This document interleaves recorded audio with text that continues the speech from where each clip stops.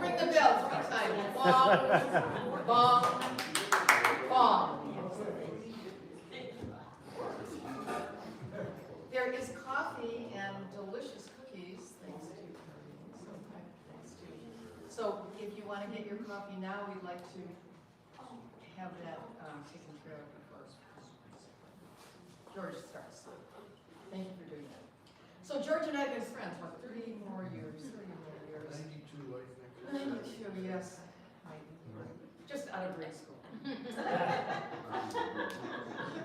Both of us. Yes. George is a retired professor and chair of philosophy department at Ursuline College. He holds a master's degree in philosophy from Catholic University of America and PhD in philosophy from Duquesne. He also holds a licentiate in sacred theology with a specialization in biblical studies from the Grey in Rome. Before his appointment to Ursuline in 1999, he served on the faculties of Warmail College of Ohio from 82 to 91 and Notre Dame College from 92 to 99. Now he's an adjunct professor at Ursuline and continues to teach bioethics, a course required for all Ursuline nursing students, majors. Because of his expertise in bioethics, he has served on the ethics committees of St. Vincent Charity Medical Center and Jennings Center for Older Adults. He also served on the board of the Cleveland Ecumenical Institute. How many of you have gone to courses from the Institute? They're amazing. For religious studies for 15 years, chairing it for 10. He has published reviews of several books in the field of spirituality and lectured at conferences at Oxford University, England, as well as Yale University and Michigan State. Locally, he's offered faith-based conferences in parishes throughout the Diocese of Cleveland. His recent research has focused on the intersection of religion and art in persons such as Rembrandt and Van Gogh. He is a member of St. Clair Parish, lives in Lyndhurst with his cats, Candy and Celeste. I say the last thing you say in any presentation is the thing everybody remembers.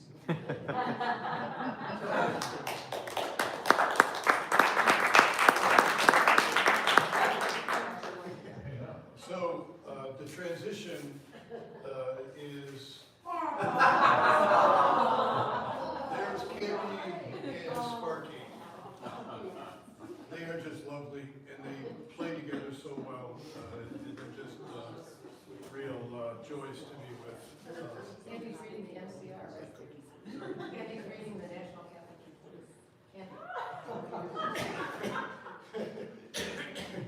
I was trying to read the paper and she was, don't pay attention to me. So, okay, so we have actually 4 parts. The first part is introductory ideas, and then there'll be 3 parts of the artistic aspects of the talk. So these first 10 or so slides are a bunch of typed text. I type it not for you to try to read it. I'll read it for you so you can just relax your eyeballs and save them for the artworks when they come up. So the biblical tradition is very, very rich, much richer than many of us, including myself, think. We can speak of the Bible, the actual text of the Hebrew and Christian scriptures. More broadly speaking, we can speak of the text as well as biblical commentaries written about it, different translations of the Bible, and different artworks that take the Bible as their subject. We start with the people that wrote the Bible, the writers, okay? We have printed text composed and written by various authors and editors. We consider the editors to be authors as well. That's important because we have this thing about inspiration. And what we have is examples in the New Testament are the Gospel of John, chapter 21, and then Mark 16. They're both very evidently not written by the original writer, but written by probably a disciple of the original writer. John in particular, it gets at the end of chapter 20, it's like, ta-da, this is it. And then chapter 21 starts, well, on another day, Jesus, very definitely by someone else, okay? So the authors can be considered interpreters. And if you think of this word interpreters, we are all interpreters of the Bible. In fact, we are a community of interpreters, okay?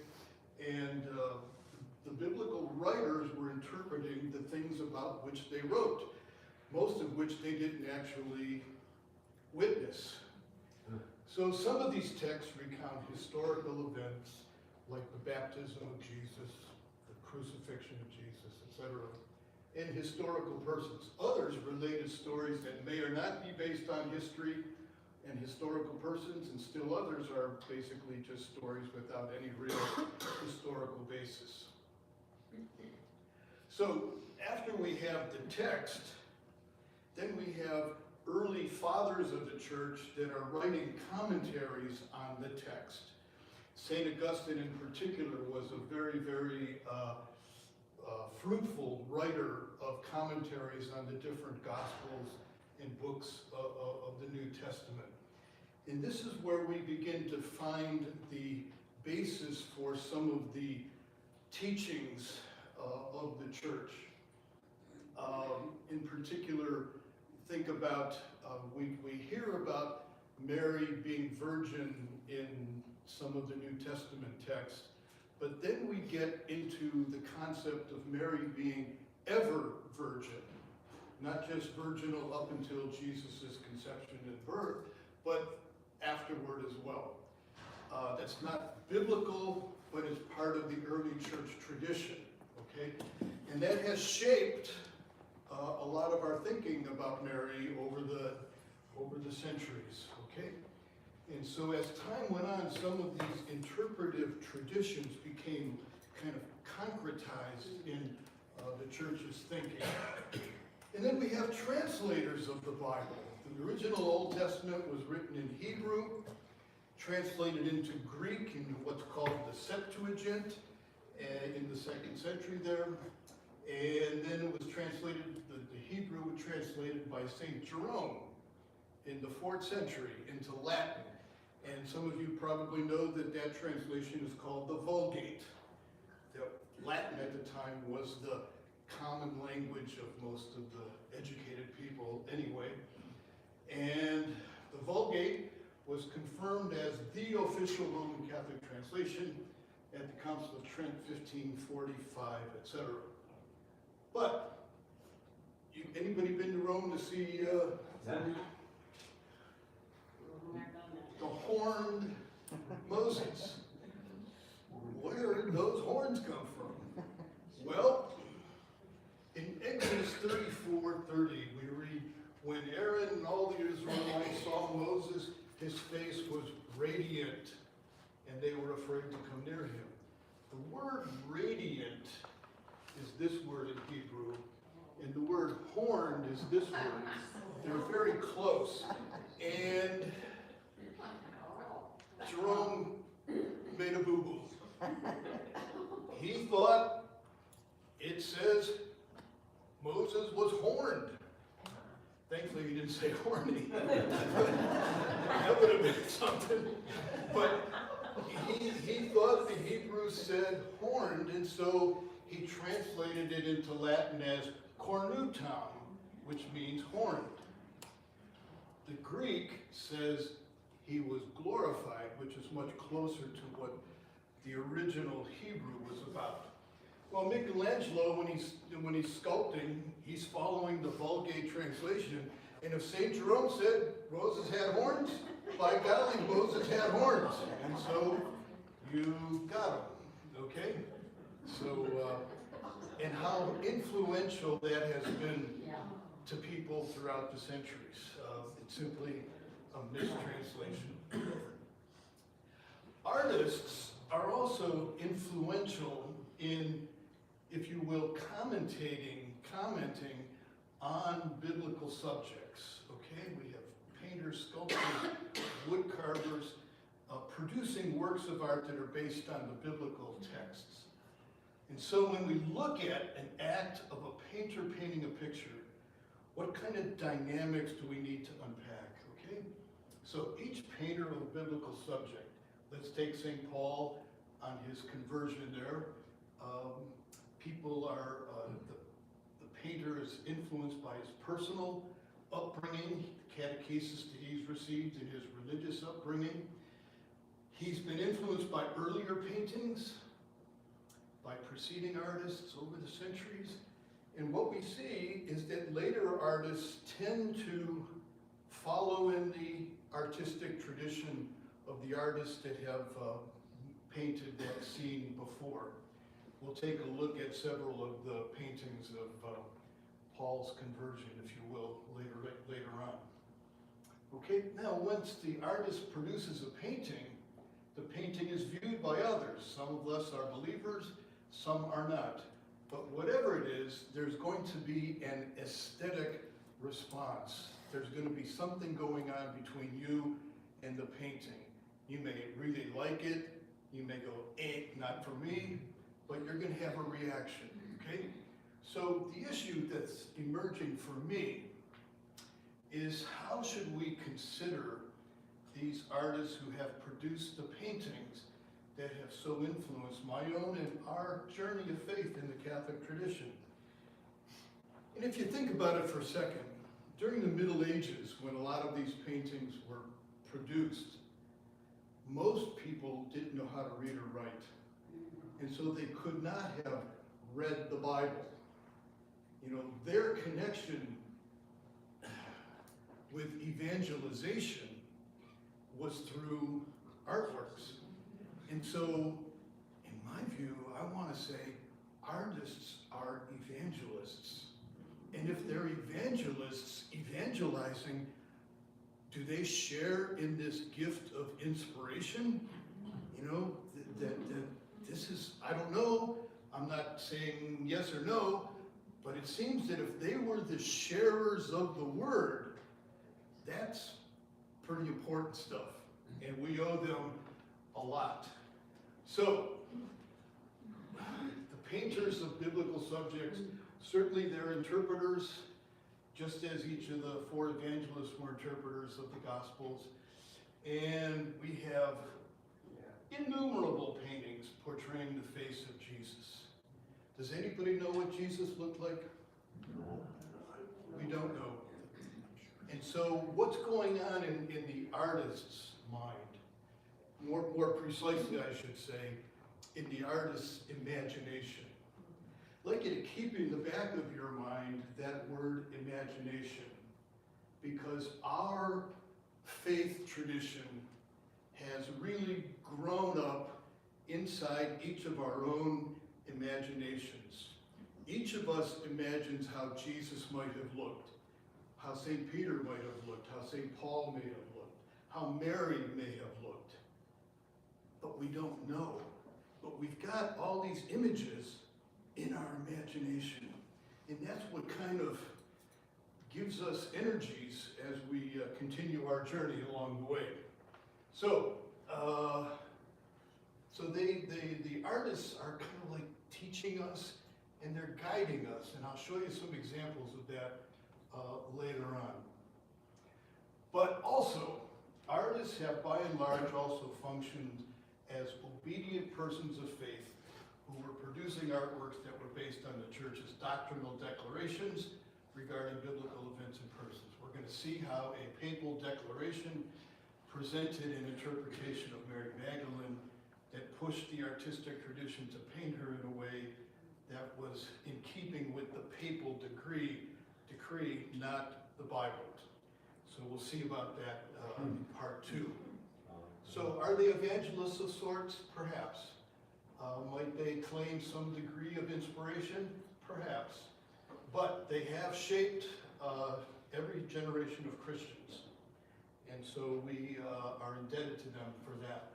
And so when all is said and done, and this is, I think, the last of the texts, we can talk about painters of biblical topics as influencers. They have influenced our imagination of and our appropriation of our religious faith. Okay? So, here are the three parts. The first part, when biblical texts are silent, artists have to kind of fill in the silence. We'll see three examples of that. Secondly, when the church interprets a text, and then thirdly, when the artist offers a personal view of a particular scene. So here's number one. The first we're going to see is Eve and Adam eating the fruit, the flight into Egypt, and the conversion of St. Paul. Okay, here's Genesis 3, chapter 3, verse 6. She took some of its fruit and ate it, and also gave some to her husband, and he ate it. What kind of fruit was it? Apple! How many of you have seen paintings that Eve is eating an apple? Yeah, because that's what they painted. And guess who the painters were? They were people that lived in Northern Europe where they had apple trees. There are no apple trees in the Holy Land or wherever. But, so it was like, that's important. So here's the earliest kind of representation of Adam and Eve in the garden. And here you have the snake's head. And so this is 3rd century Adam and Eve. And you see already back in the 3rd century, we have the church, we need to cover our genitals because that's sex and we can't have sex, so we have to cover that up. So here's 1432. Does that look like an apple? No. It looks like a pomegranate. This artist, Van Eyck, is that how you say it, Van Eyck? Took a trip from Holland down to Portugal. And while he was in Portugal, he saw pomegranates. And he said, yeah, Eve may have eaten a pomegranate instead of an apple, because maybe, and pomegranates are found in the Holy Land, at least we can say that much. Okay, here's Memling, same thing, kind of a rounded, what I'm going to say, looks like a pomegranate. How about that? I don't know how the heck you bite into a pomegranate, though. That's pretty rough stuff, I would think, but there you have it. So, is this what Adam and Eve look like? I love this one. In the text, we have a serpent that talks. Really? Did you ever see a serpent that talks? This artist has the serpent, but a human face so it can talk. And Eve can talk back to it. So you can have a conversation with a talking serpent if the serpent has a human head to it. But this is getting more into the apples here. Here's Dur, snake here given. Eve may have an apple behind her, kind of hiding it from Adam at this point. Another Dur. I like this one too. Here at least you have Adam scratching his head like, huh, should I or shouldn't I? And he caved.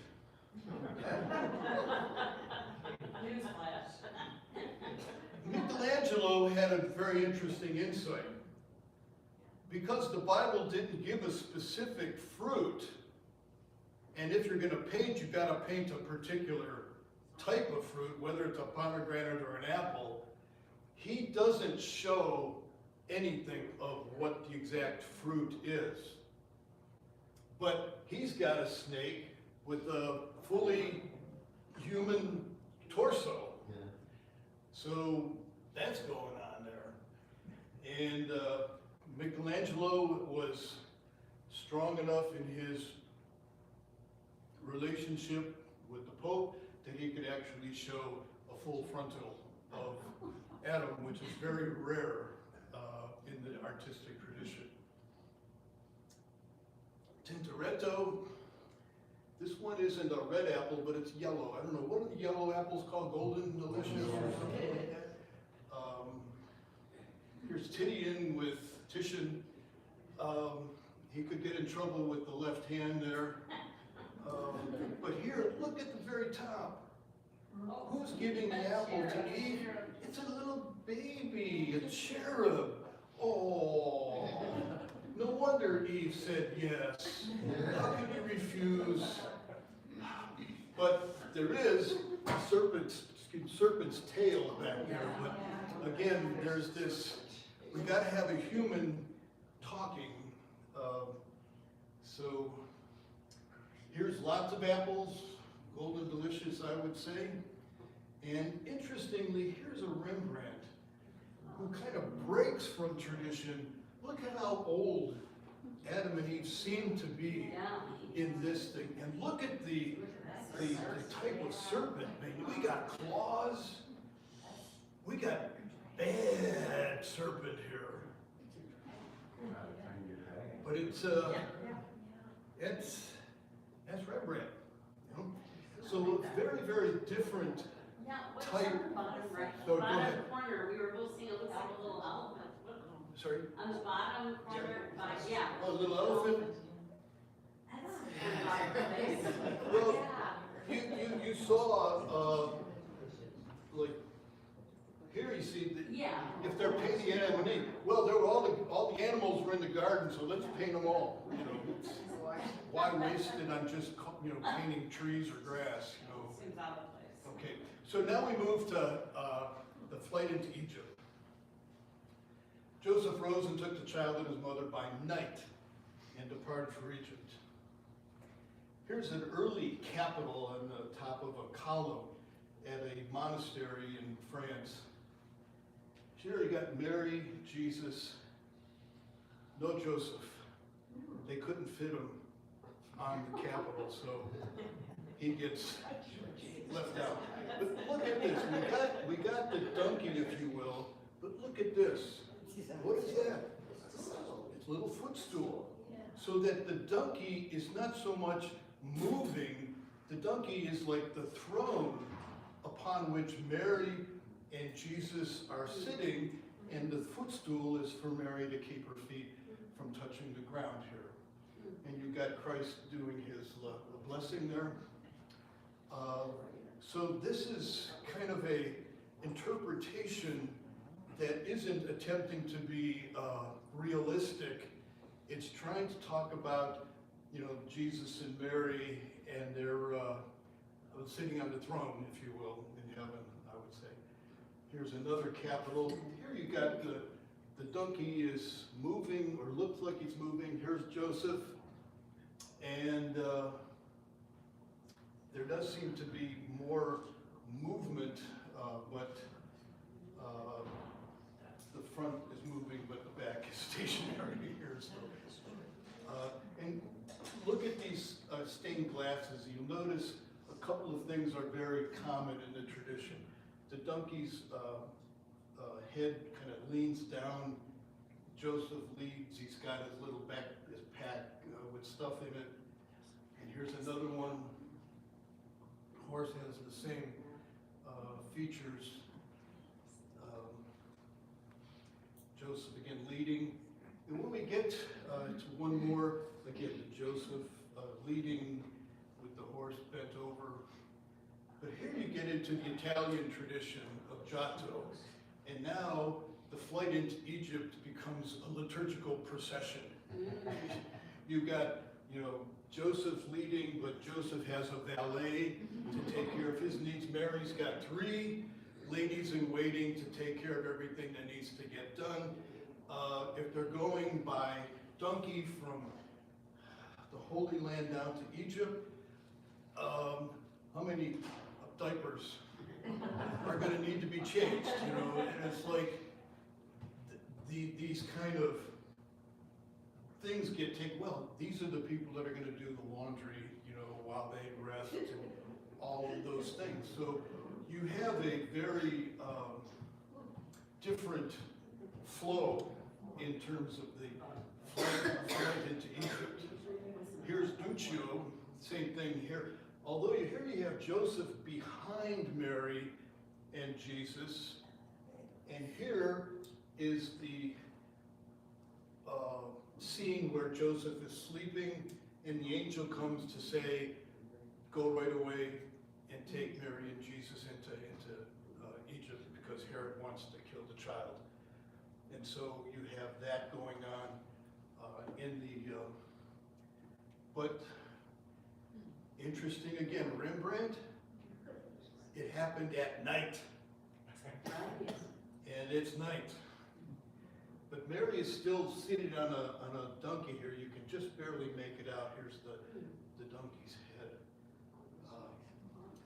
And Jean-Francois Millet, 1814, 1875, is the only artist I could find that was more faithful to the biblical text, which says nothing about Mary riding a donkey. They just went, and if they went, they walked. And so you got Joseph and Mary walking with a little lamp on the way to Egypt. And what have we done with this scene today? Oh. Ta-da! So you have a little Joseph and a little Mary and a little donkey, and there you have it. Anybody happen to have this one? You can probably find one on eBay if you're interested. Now, this gets us to our third one, the Acts of the Apostles. On his journey as he was nearing Damascus, a light fell from the sky, suddenly flashed around him. He fell to the ground and heard a voice saying to him, Saul, Saul, why are you persecuting me? He fell to the ground. How have artists talked about that? Of course. He fell off a horse. Yeah, there's no horse, sorry, in the Bible. But I would ask, I'm backing up here to show you a very interesting difference in the text of the Acts of the Apostles. I use these when I get a visit from Jehovah's Witnesses who want to tell me that the Bible is absolutely positively truthful in every last word. So I say, okay, let's take a look at Acts 9:7. The men who were traveling with him, Saul, stood speechless, for they heard the voice, but could see no one. You go to the same book, 22:9, my companions saw the light, but they did not hear the voice of anyone. Well, I think we have a little difference of opinion there, you know? So it can't be both right. And frankly, it doesn't really matter. But this was a very early, you actually have Saul or Paul kind of looking more like a monk here. And now you get into the tradition of being knocked off a horse. Okay, here he is, and already Saul is already bald, which is we're going to see in the tradition. Paul is always kind of shown as being bald, and the other guys are there. Here's Michelangelo. Here's the light. Okay, he's got the light. Here he is down here, off his horse. Here's the horse. Here's another one. Very chaotic scene here. I think this is Saul here. And the horse is kind of down. He hasn't quite fallen off of it. Here's another one that kind of narrows the scene just to Saul and his horse. The companions are left out of the particular painting here. And here's our famous Caravaggio. And here he already is showing Saul to be blinded, if you will.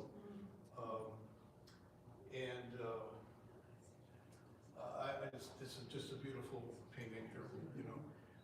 Whether it's accurate or not is another thing. Here's a more Spanish version of Paul being knocked off. The guys are flying all over the place. Oops, too fast. Another one. And I love this one. It's like the cross is almost like knocking him off the horse. We don't need a light. We're just going to go boom. and he's off the horse, interestingly, with a big saber in his hand, like he's going to kill Christians right away.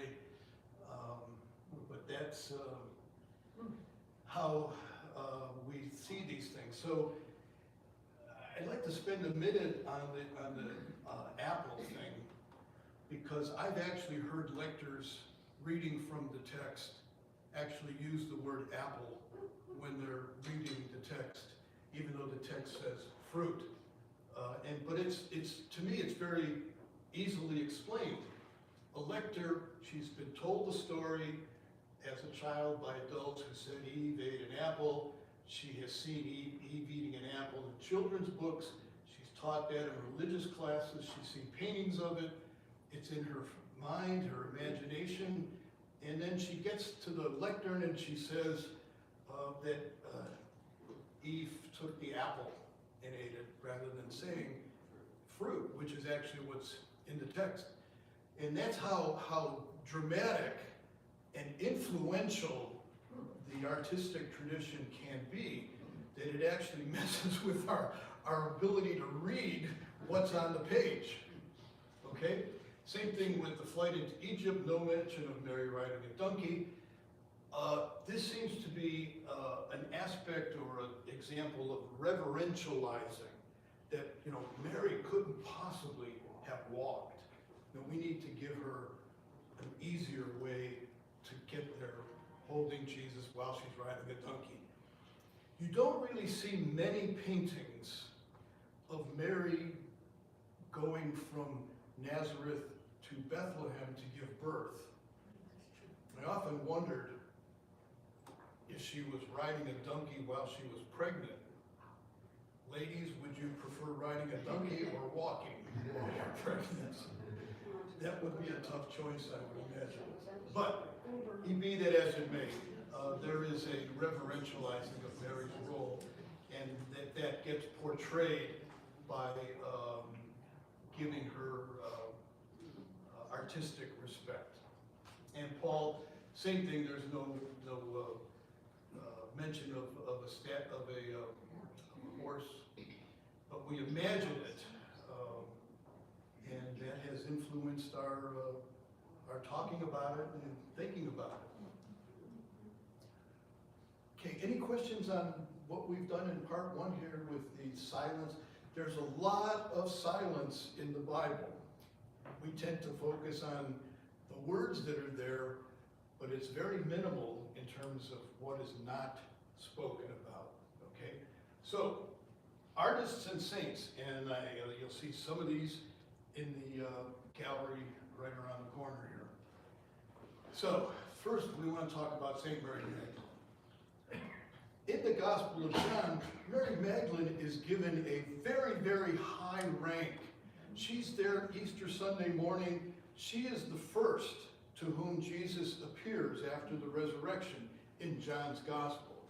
And then he tells her, go and tell Peter and the rest to go before me into Galilee, and I'll see them there. So she has been given the title, she is the apostle to the apostles. You can't get much better than that. I mean, really. But, and in addition, some of the non-canonical Gospels portray her as being very close to Jesus, even closer than Peter. And if you've seen the Da Vinci Code, there is a high regard for Mary Magdalene in that particular movie. Where you want to side on that in terms of historicity is not my game tonight. Okay. So here's a little icon of Mary Magdalene and Jesus. This is where we have that famous line, "Nole me tangere," do not touch me. Okay.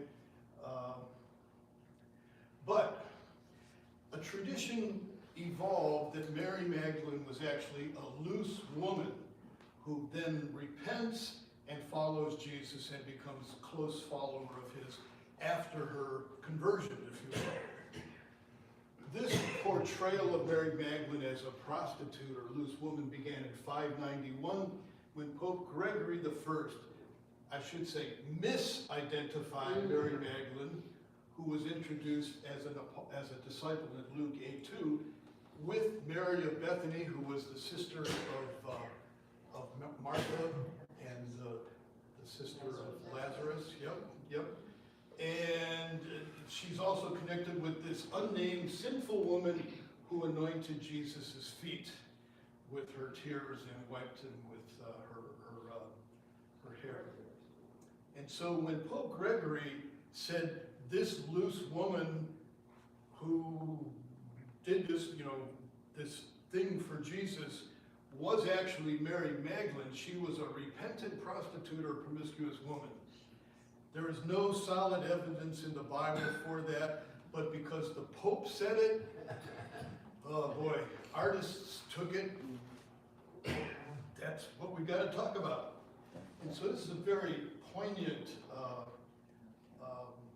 wood carving of the penitent Magdalene by Donatello.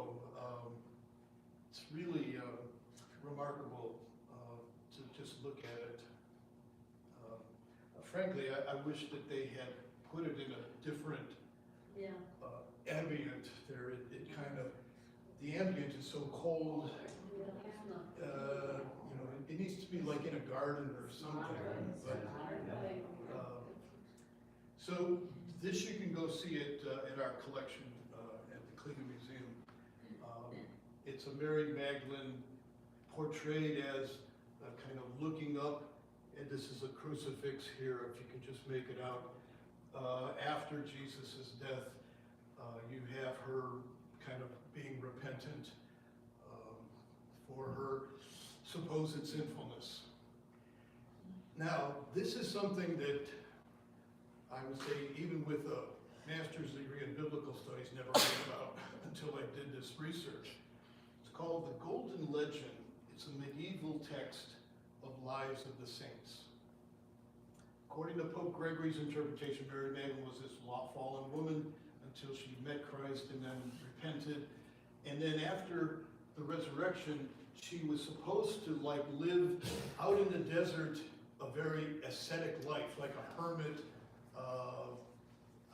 out in the desert. Very, very penitential life. But every day, 7 times a day, angels came and lifted her up so that she could hear the heavenly music in heaven. And then she came back down, and then, I don't know, like elevator music here. But because of this, artists took it seriously and painted, or we're going to see sketches of it. And some important artists did this. This sounds to me like it's a partial or temporary assumption, but it couldn't be a real assumption because she was a sinful woman before she was a penitent woman. And it kind of maybe is based on Mary's assumption, but it's crazy. But look how they portray it. What is she? They like portray her nude, covered up, just like Eve was portrayed with the apple, and you got the angels. And so an interesting question might be, how many angels does it take to lift Mary Magdalene up so she can listen to the heavenly music? So this is Krennic. And then we see another one by Albert Dürer, who's very respectable. And here's again, you got the angels,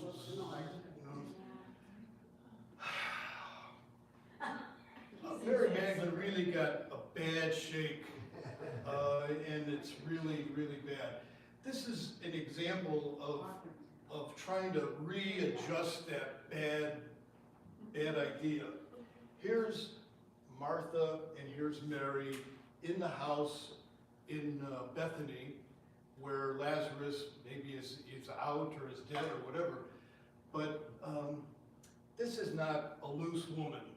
This is the sister of Lazarus, and very, very close to Jesus.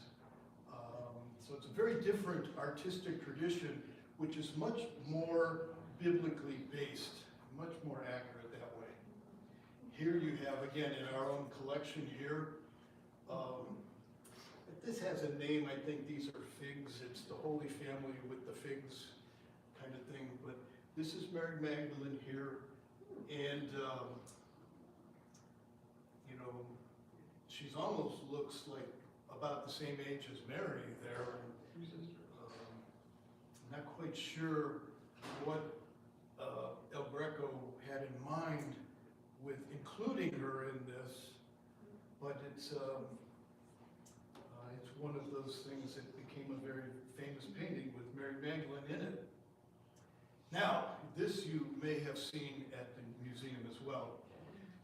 On the label, it's called Christ and St. John the Evangelist.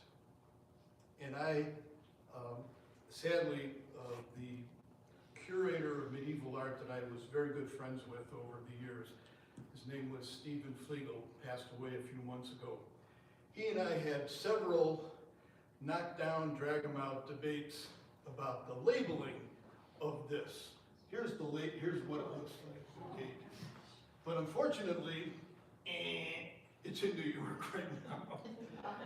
So you can't see it until it comes back, but it'll be back pretty soon. So this is supposed to be Christ and St. John the Evangelist. From a biblical perspective, it would be better, in my view, more accurate to say that this is a figure of Jesus and the beloved disciple. The concept of the beloved disciple comes up in John chapter 13. He's the one that leans on the breast of Jesus and said, "Who's the guy that's going to betray you?" And we find the title, beloved disciple, something like 5 different times in the Passion story of John's Gospel. And Father Ray Brown, who's probably our best ever scholar of John, says that when you look at all 5 of those naming of the beloved disciple, he is always put in contrast with Peter. Peter is always seen to be farther away than the beloved disciple. And even like in chapter 21, it's like the beloved disciple recognizes that it's Jesus on the shoreline, not Peter. Peter then jumps in the water and gets there first, but it's the beloved disciple that is the one who recognizes Jesus. Anyway, that's another lecture. But I would love to see us become more biblically faithful and talk about this as Jesus and the beloved disciple. Why this is artistically important is especially because it is one of, look at these, again and again. There are like 27 of these that have survived. And they all come from a very small area in southern Germany called Swabia. And what? So small. I'm from there. Oh. Southwestern Germany. Okay, but I was right, it's southern Germany. Okay, and why we have so many of them seems to be because once the first one, whatever it was carved, it was carved and put into a convent as a meditation piece for the nuns who were in that convent. And the idea was, when you go to pray and enter into meditation or contemplation, sisters, put yourself into the role of the beloved disciple. And really, all of us should put ourselves into that role and have this kind of intimate relationship with our friend Jesus. We're going to hold hands and we're going to lean our heads onto his shoulder and we're going to be at one with him. That's what we should try to achieve when we meditate on this particular image. Well, once Mother Superior had it in her convent, and she hosted a lot of other Mother Superiors, they all said, hey, we want one of those.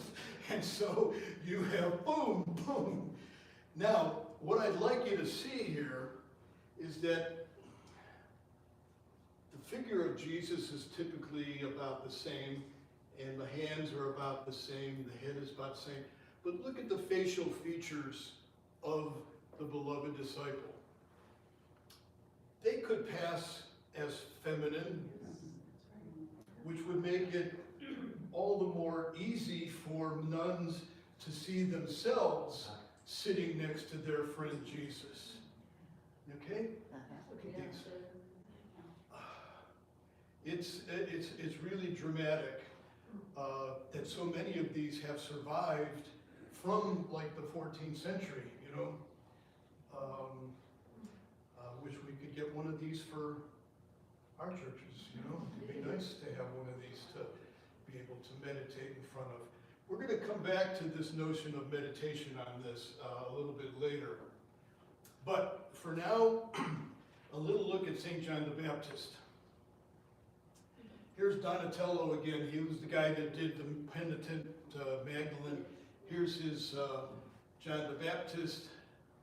And interestingly, here's how Da Vinci does him. And the key is like pointing to Jesus. That's, for Da Vinci, that's the essence of John the Baptist, to point out the person of Jesus. And isn't that what all of us need to do in our own lives, is to point others to Jesus?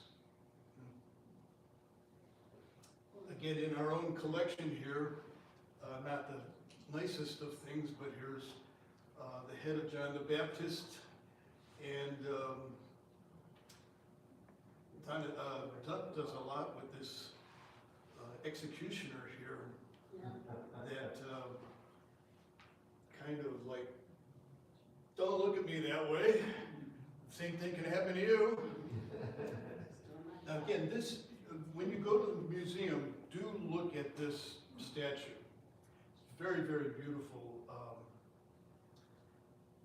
And it's missing something. It's missing his right hand and arm, which no doubt was doing this, pointing to the Lamb on top of the book of the Gospels there.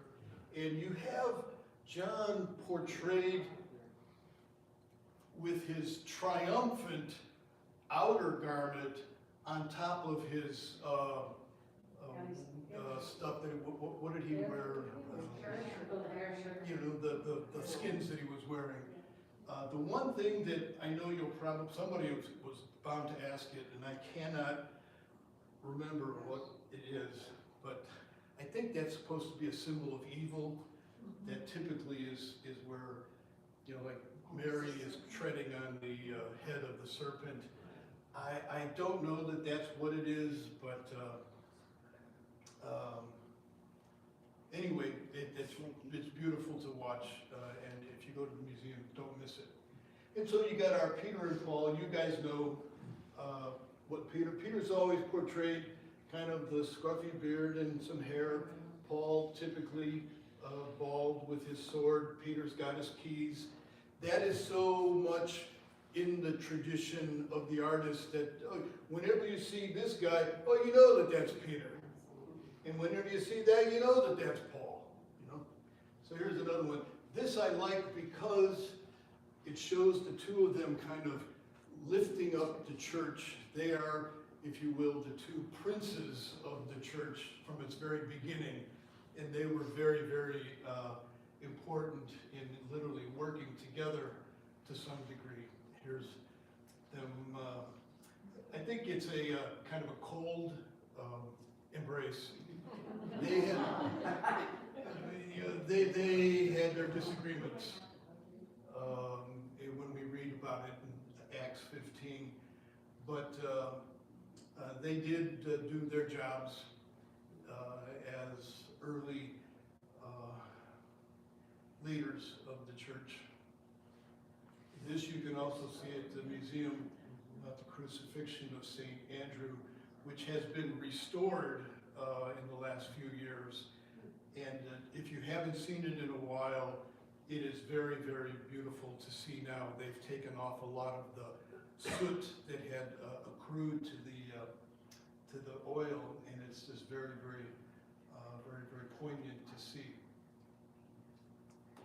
So here's Mary with, and again, if you look at the label, it's labeled Immaculate Conception, and I can never figure out how is this the Immaculate Conception?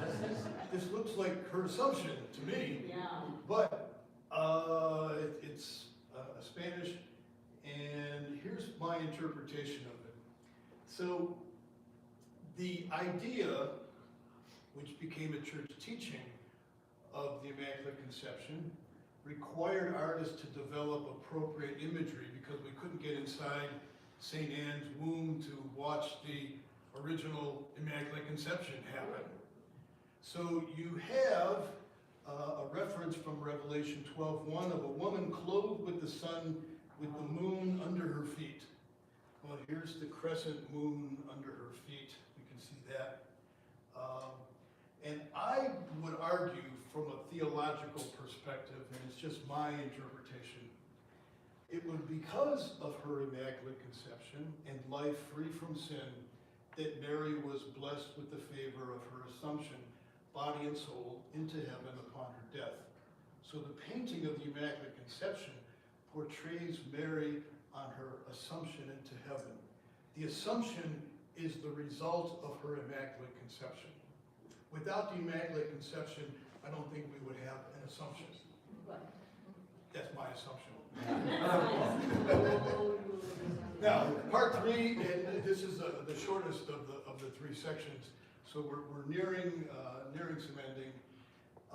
And in Italian, it's called in assistenza, which in English we can translate in attendance, okay? It's when the painter depicts himself as a witness to a historical, biblical scene.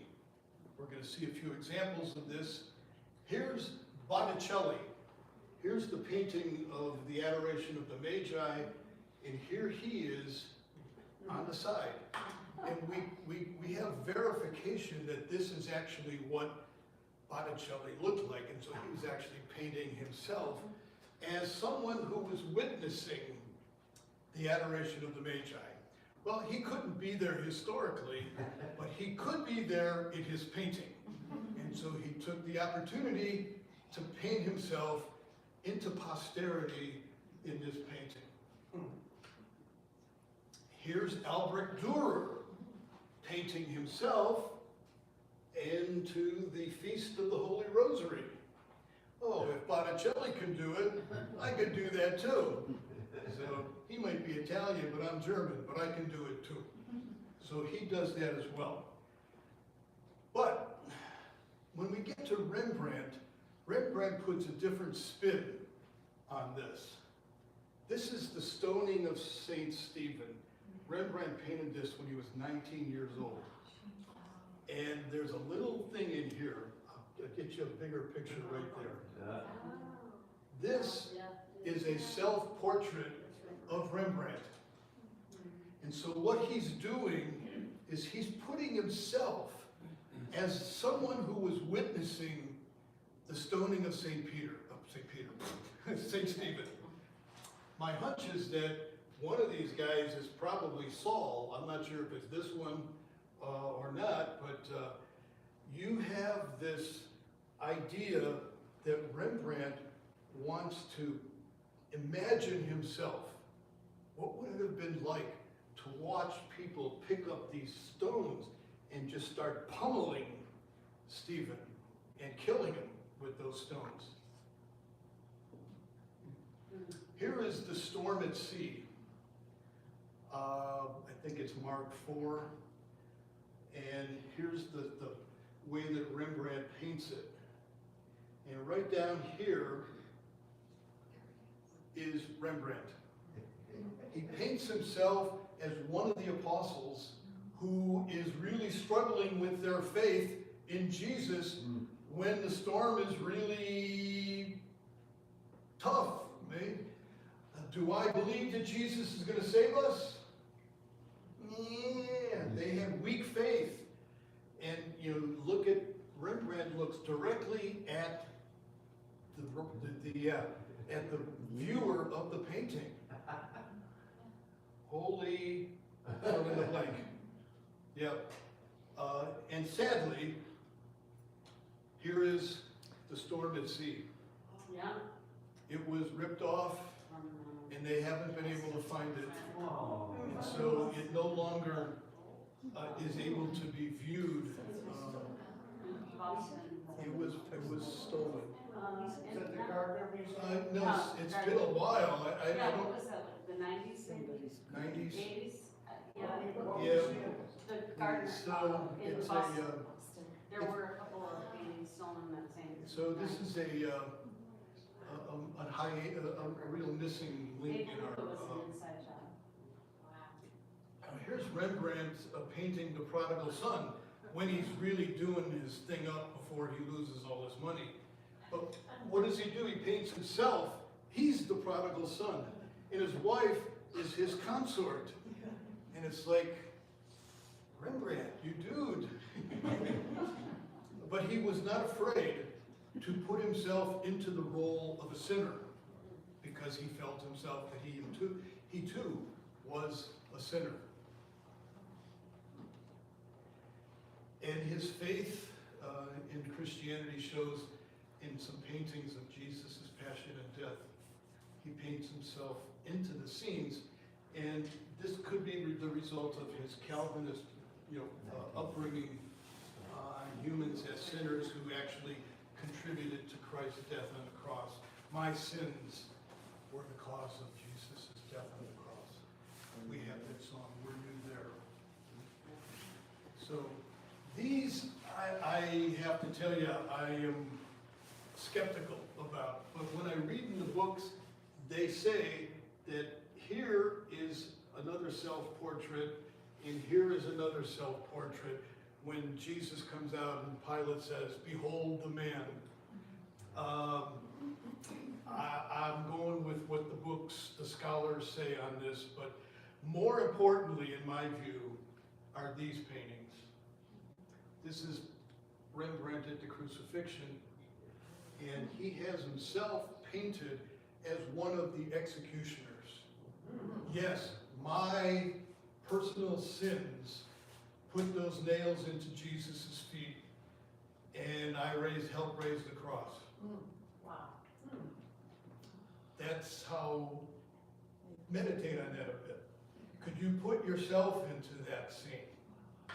I'm not saying you should, but imagine that our sins did in some respects, if you believe in the atonement theory, we did this. But right away, he does something very different. This is the taking down of Jesus from the cross. And here is Rembrandt himself, another self-portrait of one of the people helping to take the body of Jesus down from the cross. Again, this is much more sympathetic. I want to do something for the crucified Christ as a disciple might do.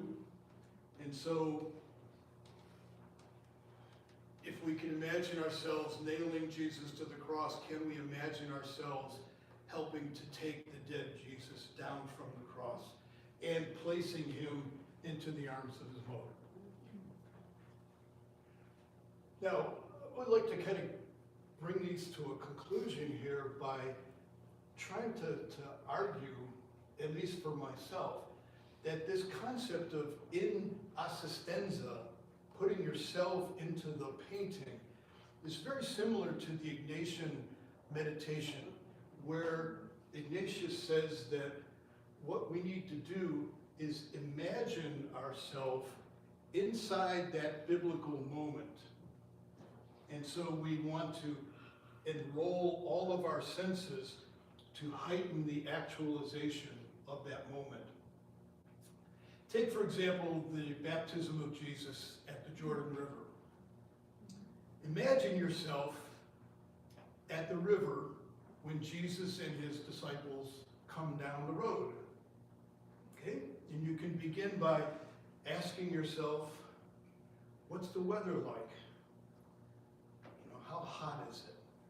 What time of the day is it? Morning, noon, night, evening? Windy, cloudy, really, really hot, sweaty hot, you know? Who's there? A few people hanging around, or are there a big bunch of people? How many people were there? As you imagine the scene of Jesus walking into the river and John coming up to actually do the baptism.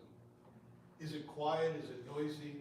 Time of the day? What do you see? What do you hear? What do you feel? And it's not just for a snapshot moment. It's like, what are you feeling as you begin to go through the text? And it says, and then the skies opened up and the voice was heard, this is my beloved son. How do you react to that, you know? So this assistenza can become a very important prayer form for us. All we have to do is put ourselves into the scene. And this is where any artwork can be a very, very important prayer prompter. Just like the nuns had the Christ and the St. John the Evangelist, and they looked at that and they meditated on that. You know, what's your favorite painting? You know, you can get little ones and you can have them for you when you take a few minutes to meditate on a particular topic in your faith. And it can be a very, very rich experience of prayer. So when we do this, we are actually using artists as spiritual guides for our own spiritual life growth. And we can share this with others. You know, you can talk about it. Like, you can say, you know, I got this painting of Jesus' transfiguration, and I was just looking at it, meditating on it, and it was like, wow, you know, maybe you could try and do that too. You know, if you've had good prayer experiences, share them with each other. Everybody may not have the exact same experience as you, but you never know. You could be helping someone else to have an impetus to prayer, and the painter, the sculptor becomes the stimulus for that prayer experience. So, in the end, the Bible is the inspired Word of God, but how do we understand inspiration? Is it just the writers? Does it influence the commentators, the translators, and the artists? Perhaps to some degree, but that's it. And I could not help but use what we find on these streaming services after you watch a movie. You want more like this? You want more like this? I've got a wonderful presentation on Vincent van Gogh called A Complicated Christian, which I'm also happy to give you. But one of the things, just as a teaser, Vincent van Gogh was the son and grandson of Protestant ministers. His grandfather and father were Protestant ministers. You know what Van Gogh wanted to be when he grew up? He wanted to be a minister. And when he applied to the seminary, he flunked the Greek exam. And they did not allow him to join the seminary. And so, oh shucks, now what am I going to do? Well, his brother says, well, you know, you draw pretty good. And so after he was rejected from the seminary, he became this painter, and he became an evangelist as a painter because so many of his artworks are the sower sowing the seed and, you know, all kinds of wonderful religious topics. So that's my teaser. Okay, now we have time. If anybody wants to get up and use the restrooms or get something to eat or drink, or sit up and ask me questions, or make comments, pro or con, or interpretations that you saw that I didn't see. Have at it. Sure. I wanted to ask you, when you did the beloved disciple thing with him on the shoulder, you said that, I think it was beloved disciple was used 5 times. That was St. John the Evangelist? Are we supposed to place that on that? Well, that's one of those early biblical tradition, not early church interpretations that that they needed to kind of somehow say who this beloved disciple was. And there was this thing, well, St. John, who became St. John. It was originally St. John the Apostle, who then sat next to Jesus at the Last Supper. And then this apostle took the message out to a particular community and became the writer of that. But we know that John's gospel wasn't written until about 100 or 125, and so it couldn't have possibly been the historical John the Apostle. Maybe it was one of his disciples, but you know, the Gospel of John is very, very unique, and it's worth looking really deeply into the way that that gospel is structured, because it's not the way we think, because we haven't recognized the artistic way in which the writer, whoever it was, put it together. It has very, very deep roots with the book of Exodus and the book of wisdom in the Old Testament. So that's very, very good stuff to look into. It's a harder one to read. Yeah. Yeah, it was always a convenience. And, you know, the church is never going to change it. I couldn't change Stephen Fliegel's mind. I says, can't you change the label and just put Jesus and the beloved disciple? Because theologically, we always talk about Jesus when he is portrayed before the resurrection. And if he doesn't have the stigmata, then it's Jesus. Once you get the resurrection, now you talk about the Christ of faith. It's the Jesus of history, and then it's the Christ of our faith. But, and it's the beloved disciple, not John the Evangelist. Can't change it. And all I can see was try to go down to the East 9th and Superior and talk to the main man there and say, you know what? This cathedral should be named Cathedral of the Beloved Disciple. Yeah, right. We're going to change that.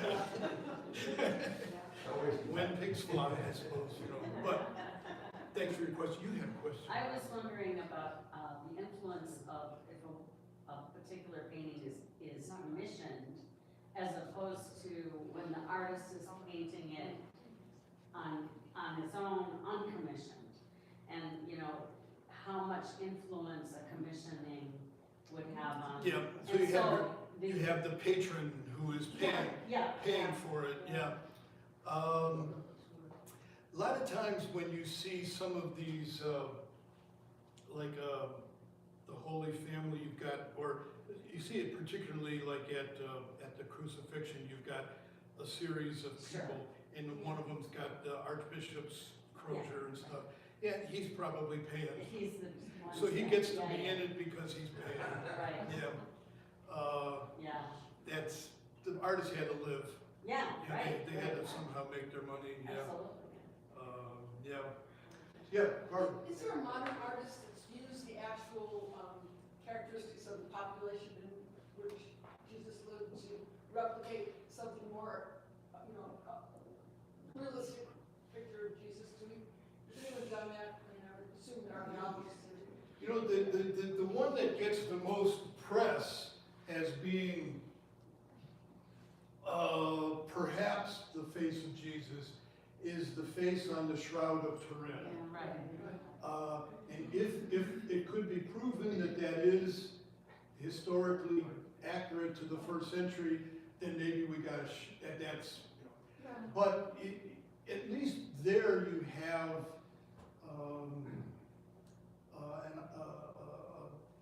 of, it's not blonde hair, blue eyes, Jesus. But I think you're late, I mean, I didn't jot down the years, but most of the later images that you show are 1600s.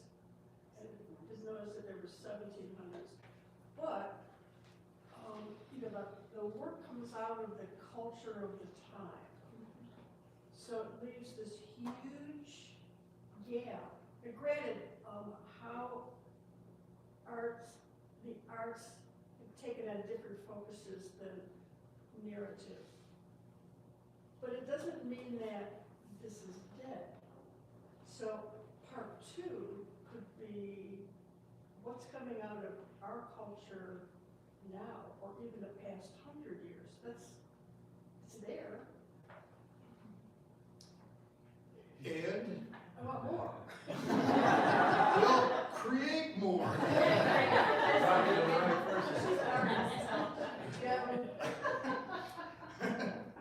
Yeah, I don't know what to say about that other than,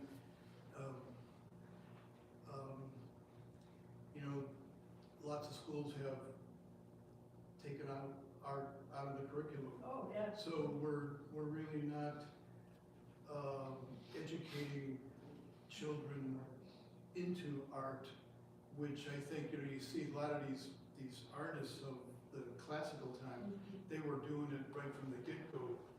And it was culturally applauded. And, once you made your name, that became your livelihood. And now, it's like art has become kind of like identified as the quintessential liberal art, which, you can't make any money, you can't earn a living that way.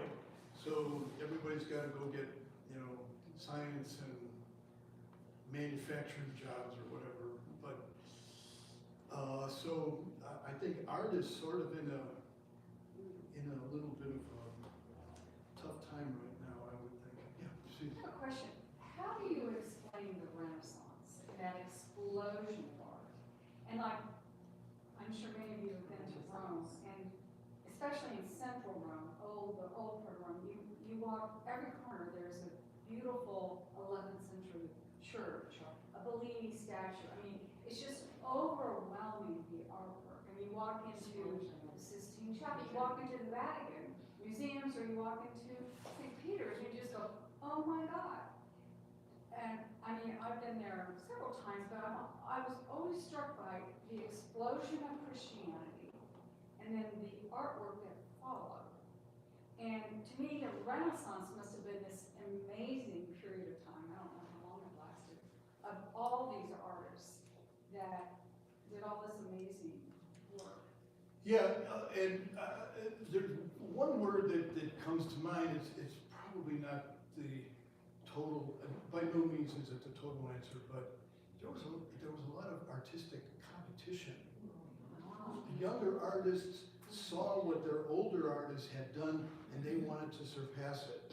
And you've got like all of these different Italian artists, I want to do that. I want to do what they did and I want to do it better. And it didn't just happen in painting, it happened in music too, where you have that same sort of explosion of the musical world with, Bach, and then you get Mozart, and you get Beethoven, and you get all of this, which, again, same thing today. Music is not something you're going to make a living at, so therefore, why do it? And so we really don't have much going on with youth. Here in Cleveland, we're probably better than anywhere else in the country in terms of our orchestra and the Cleveland Museum, the Cleveland the Institute of Music, thank you. That we're gathering young people, and we have the Oberlin piano and the violin competitions. So they're playing to try to surpass, to try to be the best. And that just happened on continental level, all of Europe kind of exploded with the Renaissance, starting in Italy, but then it just went And architecture, the buildings. architecturally, sure, absolutely. But you also had the royalty paying for this. They wanted them art in their palaces and in their chapels and churches, and so all these patrons, Yeah, you know, they supported them, they wanted the best, and they wanted to yeah. keep them. That's where, if you, a good evidence of that is that when you go into the Cleveland Museum of Art and you look at the main hall that's got the crucifixion of St. Andrew and all of those, you look at the Italian paintings and they're huge because they were painted to be placed into the cardinal's big palazzo. Yeah. You go up the steps into the Protestant room, and you've got all these little things, because they were gonna be placed in people's houses, which were certainly not palazzos. So again, the culture, even the religious culture, had a big impact on how paintings happened, how painting happened. But do you think that was at the same time there was this explosion and expansion of Christianity? I mean, that's the thing I got when I was reading, like, oh my God, this must have been just, because there's so many churches, I mean, beautiful churches, just steps away from each other. Like, why would you need so many churches? Except Well, you know, yeah, but you know, there was a time in Cleveland where you could go to like East 40th and Euclid and find a French church, the Polish church, the German church, and, you know, name your other, you know, Slovenian church. Because we were such an immigrant-based community at that time that people wanted to worship with their own ethnic group, you know? And that's not, it wasn't a bad thing, it's just that we built lots more churches than we ever needed to have, because once people moved away, they now just become empty shells by and large. Yes, sir. The Caravaggio painting of St. Paul's conversion, was Caravaggio in attendance? Was Caravaggio what? In attendance. in that painting? I have not seen any evidence of that he painted himself as Paul. That's an interesting concept. I don't know, I have not seen that. Next time I'm looking up Caravaggio, I'll see if there's any indicator of that. If I do find it, I'll contact Barb, will contact you. But, you know what? You can put yourself in that picture. Go ahead, Pat. And it doesn't cost a dime. You started out talking about imagination, and I find so many people's imagination is caught by this TV series, The Chosen. I was wondering if you had any reflection, I know that's way off the theme, but is that doing job? Yeah, I mean, it could, I have to confess, I have not watched that particular programming, just as I never watched The Passion of the Christ, because from the little clips that I saw, it did not look to be biblically accurate, even though what's-his-face said it was. But in any event, any of those, I always thought one of the most authentic, biblically accurate, if you can say that, presentations was Jesus of Nazareth by Franco Zeffirelli back in the 80s, 70s or 80s. But even that, you know, when you had a kind of a light-skinned Jesus as the character, which he probably was not. But that's why we, you know, our imagination has to challenge the art as much as simply accept it. Like, man, that's not the way I see Jesus, you know, and I'm sorry, but I don't. Yes. Two things. One, this afternoon, I was looking for a building card for someone from Maple Heights, and you have a slide that has the exact building. The building is no longer standing in Maple Heights, and I would like to go back into your slides and see if you could tell me anything at all about it. It looks like in the Maple Heights one, there is the first layer, it's stucco on the outside, it rounded arches. The second story has an angled corner, and then the third one is a cupola on top. And it's like completely out of character for the neighborhood, which are little modern houses that Yeah. were Do around. you remember what's, And that's what I was trying to think. I think it what was slide was after, it? it was after Mary Magdalene and Mary, when they almost look like they're the same age. And Magdalene has a red tone to her coat. And the other thing that I wanted to say is that, to me, the image of Mary that I have, that is my absolute favorite, is from an absolutely awful violent movie, which is called Gladiator. Why have I watched this? Because I know it's the men Was this, like to watch it. But, Go forward. was that the one? and it was after that. After that? And it's us, it's the, This is when we get Yes, into he this. but it is the image of Mary that I have, comes right at the end of the movie, The Gladiator, and this very, very strong Israeli woman is running down the road to her husband. And it is absolutely, to me, spectacular. No, keep going, keep going. No, forward. Those are the only Mary Magdalene. Go forward in your slides. I'll figure it out afterwards. Okay. I'll send you this picture that I found today, and then you can go through your slides. Because I would just be curious, because it was so modern day, and you have it in a very old picture. It was an old painting. Maybe that church is designed. That's what I was wondering, from the period. And maybe the building that we were looking at today wasn't a house, it was formerly a church, which I don't get Do into. you have an idea where it was in the slides? Is the top layer is an octagon, and about. Okay, that's like, okay, Peter and Paul, has this, It's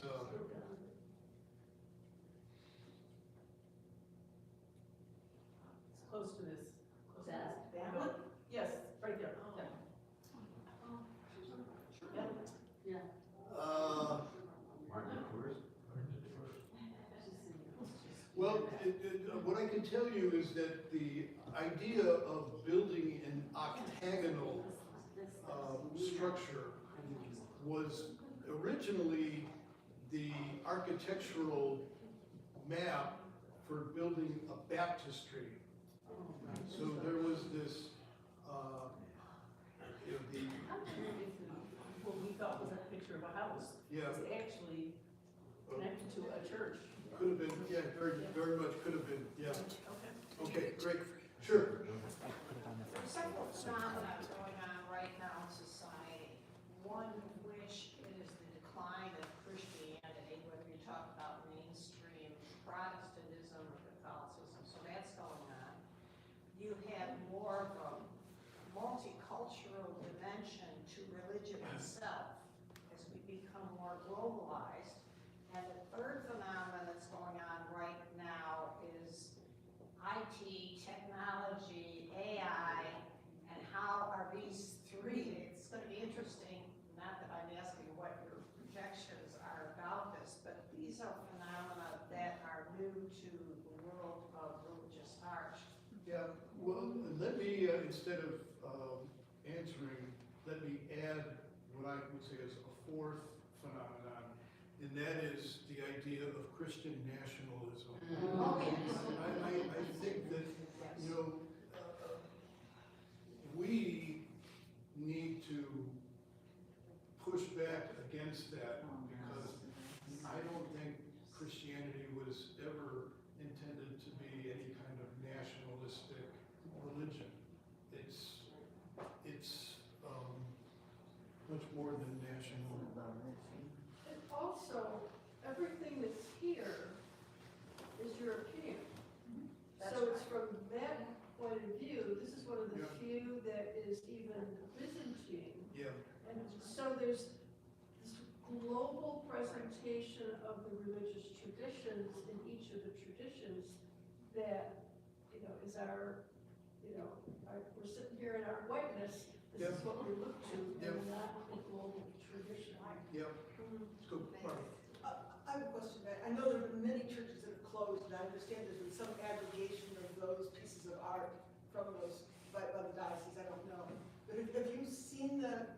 Is it on display anywhere? Is there St. something? Hedwig's, maybe? What's up? It's St. Hedwig on Madison? I heard there was something like that going on, but I It's didn't a know. Are you virtual aware of like museum. something that house the treasures that have been? Yeah, I don't know how much of it is on display, but I do know that as churches have closed, they have tried to archive religious artifacts, whether it's stained glass windows, or Icons or, yeah. the chalices and patens and stuff. It's being kind of, warehousing is a negative term. It's like, it's being stored in a respectful way so that it's not just being out on eBay, being auctioned off, which has happened to some stuff. Well, I think this was a fabulous Yeah. presentation, and I have a feeling that we'll vote to bring Vincent here next year. Yeah. Maybe look at him as well, right?